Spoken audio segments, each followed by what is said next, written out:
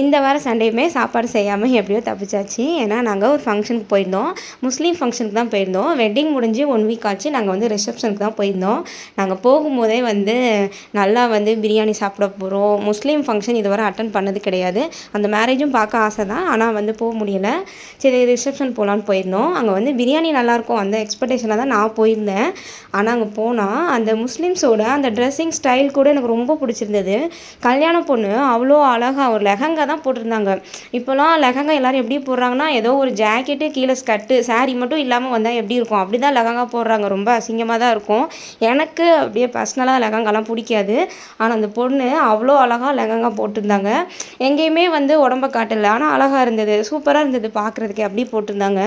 எங்கள் வீட்டு பக்கத்தில் கூட இருக்காங்க.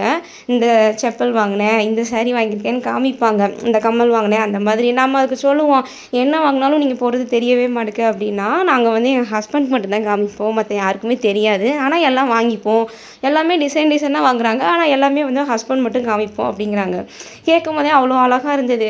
இப்போலாம் இந்த ட்ரெஸ் கோடை பற்றி பேசவே முடியல. பேசுனா நீங்கள் என்ன இவ்வளோ ஓல்டாக இருக்கிறீங்க? அப்படி இல்லைன்னா ஃபெமினிசம் பண்ணுறீங்களா? அப்படின்றதாங்க. ஆனால் அந்த முஸ்லீமில் அவங்க பண்ணுற அந்த ஸ்டைல் எல்லாமே ரொம்ப பிடிச்சிருந்தது. சூப்பராக இருந்தது. ஃபங்க்ஷன் நல்லபடியாக அட்டெண்ட் பண்ணிட்டு வீட்டுக்கு